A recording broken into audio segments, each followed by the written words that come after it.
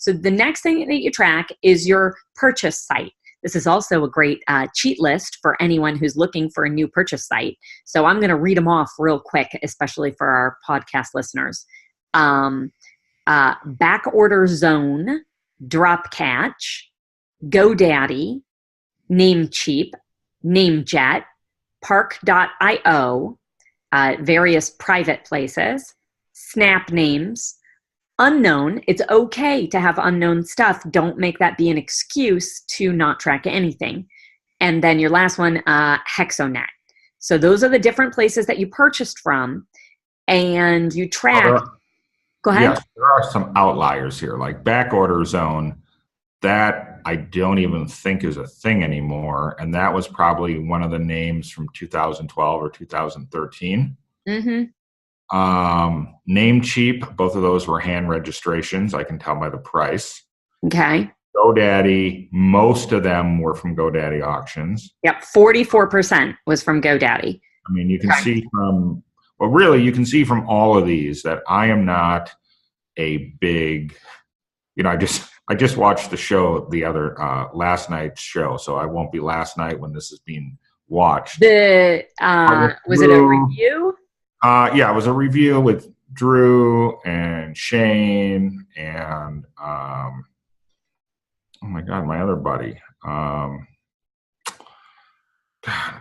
He's the paramedic goes fishing. With Josh Eisenhower. Josh. Sorry, Josh. So I am, if you look at the average, my average name that I sold this year cost me $76. So I'm not so you see these Namejet numbers. I mean, there are probably people who spend $461 in Namejet, between the time they wake up in the morning and the time they get a cup of coffee. So I'm not, a lot of those Namejet auctions of names I like get really pricey quickly. Mm-hmm. So those three there, I mean, you can see that I paid, collectively, not, these were only a few $100 purchases. Yeah.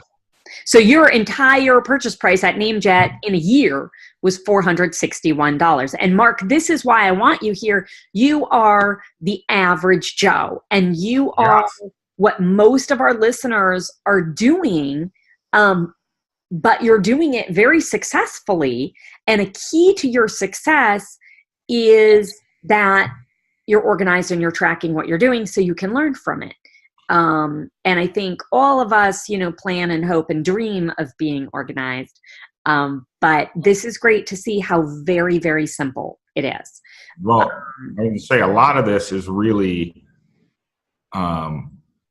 these numbers are the way they are because every morning I get from GoDaddy a list of, a bunch of keyword auctions that I'm interested in that come to my mailbox. 3 times a week, I get a thing from my GoDaddy rep that says, here's a list of all sorts of names that are being auctioned this week. And I get the Snap name. I get something from Snap Names like that. Same with Namejet. So that's just where my information is coming from. Mm-hmm. I used to get expireddomains.net used to do something like that also. And so that, if that still existed, I would also track that because I want to know where I find these. But these numbers are because of just the information that's coming in. I'm not spending a lot of time, like I don't go to Snap Names or Namejet and search for stuff. If stuff comes in my mailbox and it's like, here are auctions today, here are the most popular names, I might get on, join an auction.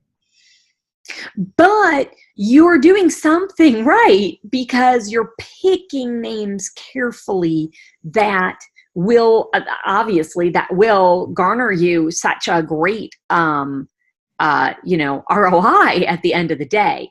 That was a surprise to me also. I mean, that was the best part about doing this, and that's the data that is not on this.